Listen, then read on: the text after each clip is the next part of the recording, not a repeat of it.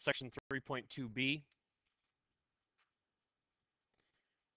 graphing logarithmic functions. It's a four-step process that we're going to follow. First thing we're going to do is isolate the logarithmic expression, which means we're going to get the logarithm all by itself on one side of the equation. Once it's isolated, we're going to change to an exponential equation using our transformation from logarithmic form to exponential form, base to the exponent equals the argument. We're going to identify any asymptotes and intercepts the same way we did when we graphed exponential functions earlier in the chapter. And then we're going to plot a couple more points if needed to complete our graph.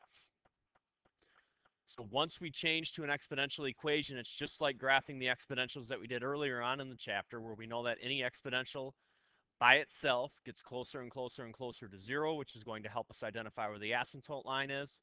And then from there, we're going to identify intercepts and graph any other points we need to be able to complete our graph.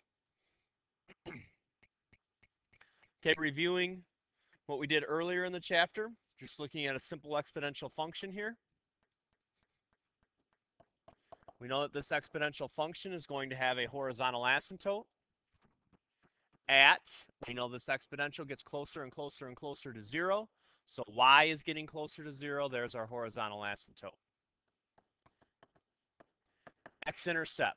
We plug in 0 for y. We get 2 to the x equals 0. We know that that exponential never will equal 0. So there is no x-intercept. Y-intercept, put 0 in for x. 2 to the 0 power is 1. So now go over to our graph. We have a horizontal asymptote here at y equals 0. We have a y-intercept at 0, 1. Now we can pick a couple more points. Continue graphing. If I put 1 in for x, we get out 2. Put in 2 for x, we get out 4. Negative 1, we get out 1/2. Plot those points and draw in your curve.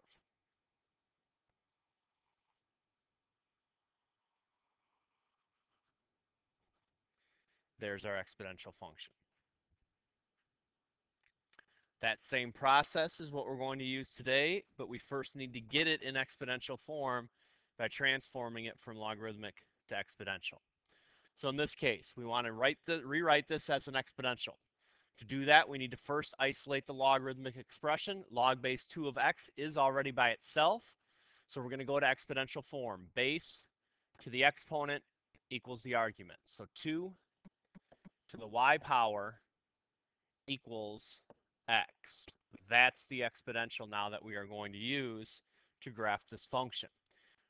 Same steps as before. We know any exponential, in this case 2 to the y, gets closer and closer and closer to 0. So this time x is getting closer to 0, which means we have a vertical asymptote at x equals 0. Intercepts. X-intercept. Plug in 0 for y. Anything to the 0 power is 1. Y-intercept. We know that this exponential, if we put 0 in for x, 2 to the y equals 0, never happens. It gets closer and closer to 0, but never equals 0. So there is none. So this time we have a vertical asymptote at x equals 0. We have an x-intercept at 1, 0.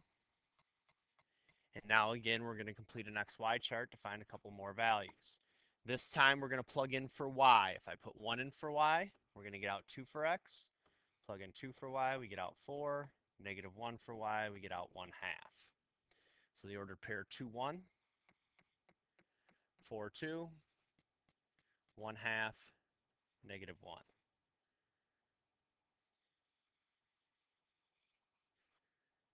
And there's our graph.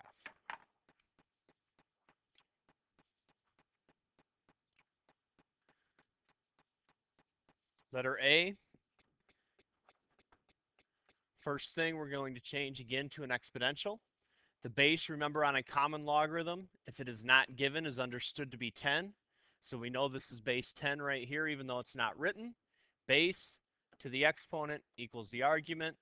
we get 10 to the y power equals x, and that's what we're going to use now to graph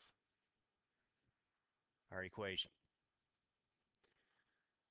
Exponential 10 to the y is getting closer and closer to 0, so we have a vertical asymptote at x equals 0. X-intercept, plug 0 in for y, anything to the 0 power is 1. Y-intercept, plug 0 in for x, 10 to the y equals 0, cannot happen, so there is no y-intercept.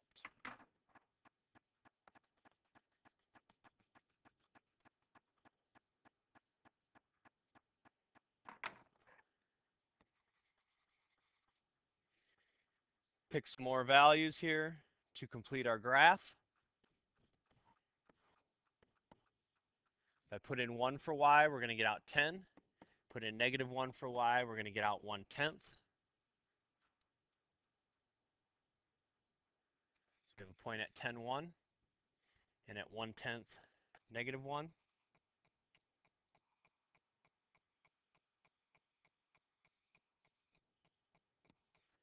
There's our graph.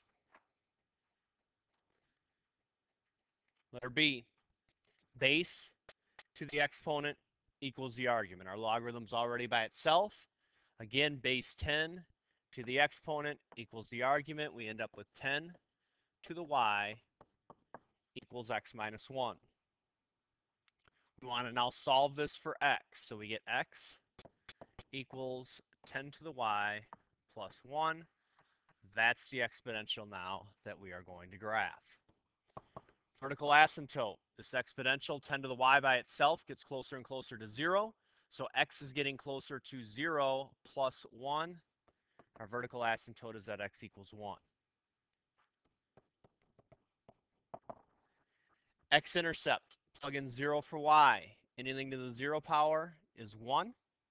So we have 1 plus 1, which is 2.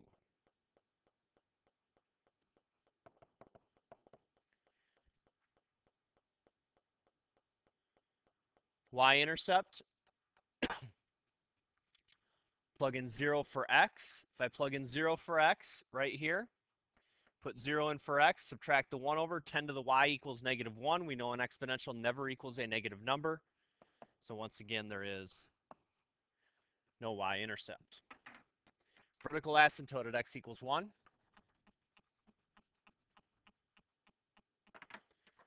X-intercept at 2, 0. Pick some more values. Put 1 in for y, we're going to get 10 plus 1, which is 11. Put -1 in for y, we get 1/10 plus 1, which is 11/10. So we have a point at 11, 1, which is out here off of our graph a little bit. We have a point at 1 and 1/10, -1, which is down here.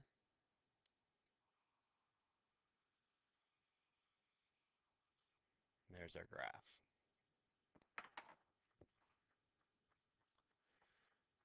Okay, letter C. This time we have a little bit of work to do before we change to an exponential because the logarithm has to be all by itself.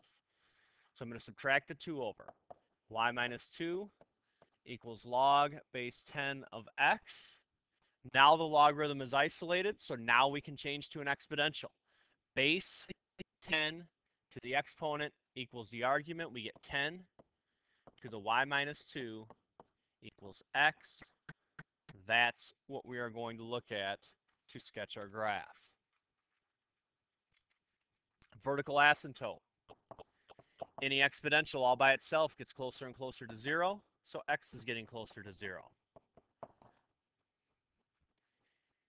X-intercept. Plug in 0 for y, we get 10 to the -2nd, which is 1 over 100. Y-intercept, put 0 in for x. That exponential will never equal 0, so there is no y-intercept. Vertical asymptote at x equals 0.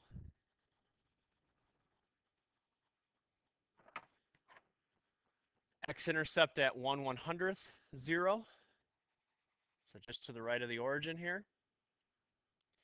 Pick a couple of more values. If I put 1 in, actually 1's not, let's put in 2. If we put in 2 for y, we get 10 to the 0 power, which is 1. Put 3 in for y, we get 10 to the first power, which is 10. So I have a point at 1, 2, over 1, up 2, and over 10, up 3.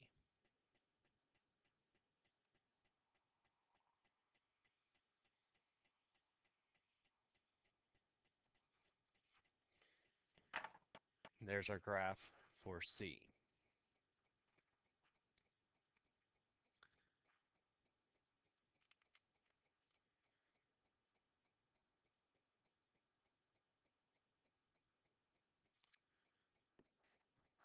Number 10, part A, base to the exponent equals the argument. Solve for x, we get x equals 3 to the y power plus 2.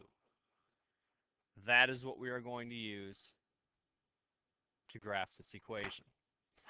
Okay, here in the directions, we're also asked to state the domain. We talked briefly the other day about the new domain restriction we now have with logarithms. If we have a variable in the argument of the logarithm, we know that that argument must always be positive. So you're going to take whatever expression is in the argument of the logarithm, has to be positive, meaning it has to be greater than 0. There's our domain restrictions. We're only talking about x values greater than 2. So our domain in interval notation is the open interval from 2 to infinity. Vertical asymptote. This exponential right here all by itself gets closer and closer and closer to 0. So x is getting closer to 0 plus 2. So we have vertical asymptote at x equals 2. X-intercept. Put 0 in for y. 3 to the 0 power is 1. 1 plus 2 is 3. Y-intercept. Put 0 in for x. We get 3 to the y equals negative 2. An exponential will never equal a negative number, so once again, there is no y-intercept. Vertical asymptote, x equals 2.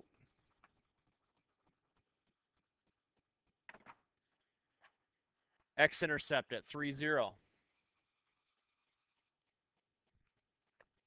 Pick a couple other values.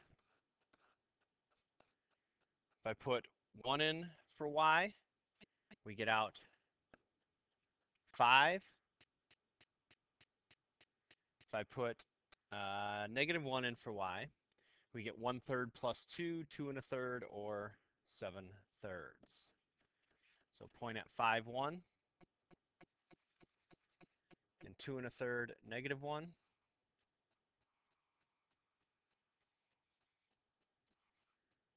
There's our graph.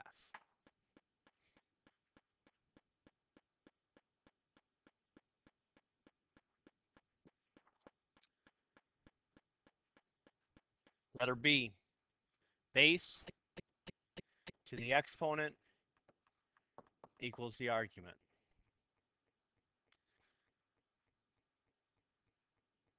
Solve this equation for x. Subtract the 2 over.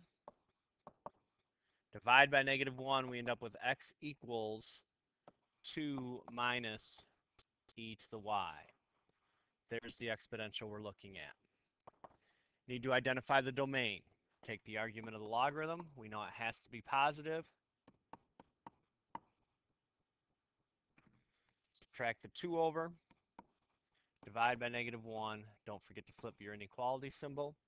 We're talking about a domain where x is only less than 2.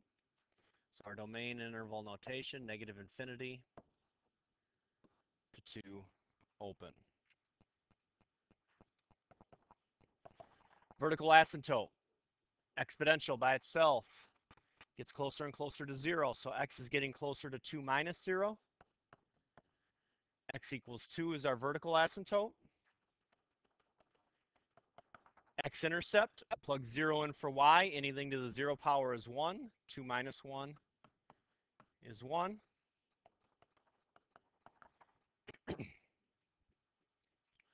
Y-intercept here, put 0 in for x. We get e to the y equals 2. We know that that is possible. We're going to estimate that intercept using the calculator here at the end.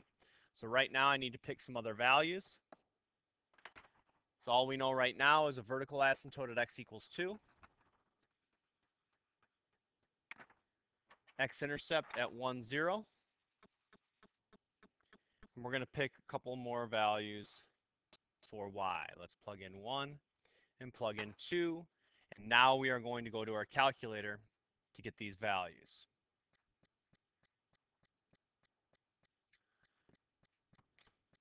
So in our calculator here now, plug in 1 for y, we get 2 minus e to the first power. Plug in 2 for y. We get those two values. Okay, while we're here, let's also find our y-intercept. So we're going to go ahead and just put this function into our calculator, how it was originally, because remember in our calculator we needed it in y equals form. So y equals the natural log of 2 minus x.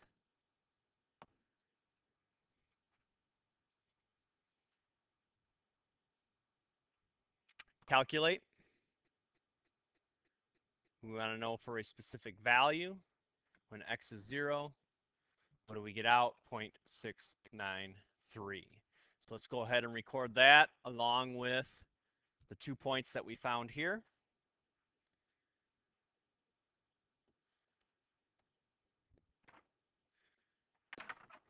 First of all, our intercept was 0.693.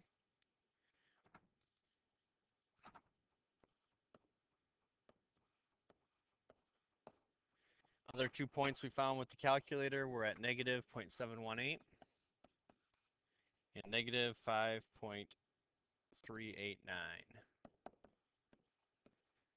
Plot those points.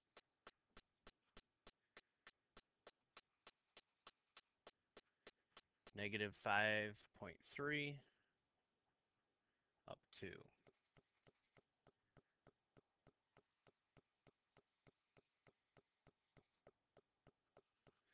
And there's our graph.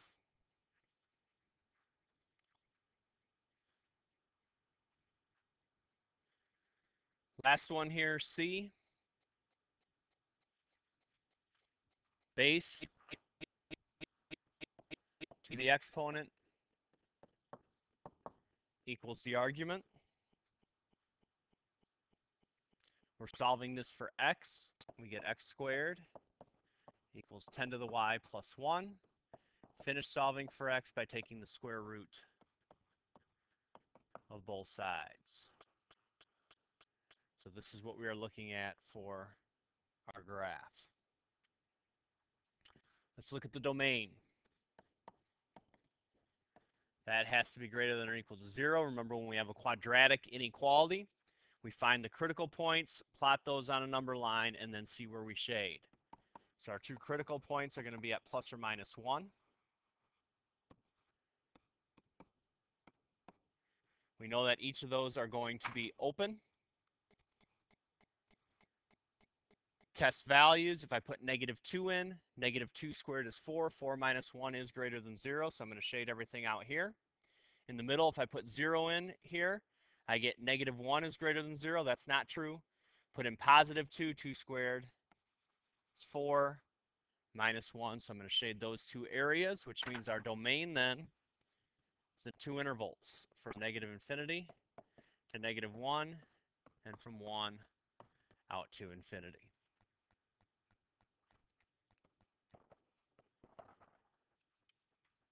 Vertical asymptote, set that argument equal to 0. Or we can look right here. We get plus or minus. This exponential in here is getting closer and closer and closer to 0. 0 plus 1 is 1. Positive and negative square roots, two asymptote lines at x equals plus or minus 1. X-intercept. Plug in 0 for y. When we plug in 0 for y, anything to the 0 power is 1. 1 plus 1 is 2. So underneath the radical, we get 2. So plus or minus root 2, 0. Y-intercept, I take that and put in 0 for x, square both sides, subtract the 1 over, we get an exponential equal to a negative number. Again, that cannot happen. So looking at our graph, we have two vertical asymptotes at x equals 1, x equals negative 1.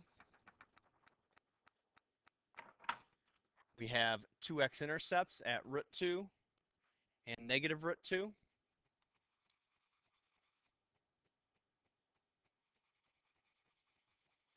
And now we need to pick a couple more values. If I put in 1, 10 to the first power is 10, plus 1 is 11. We get plus or minus root 11. If I plug in 2, 10 squared is 100, plus 1 is 101. We get out plus or minus root 101. Plot those points. Root 11 is a little bit more than 3, and a little less than negative 3. Root 101 is just a little bit more than 10, and a little less than negative 10.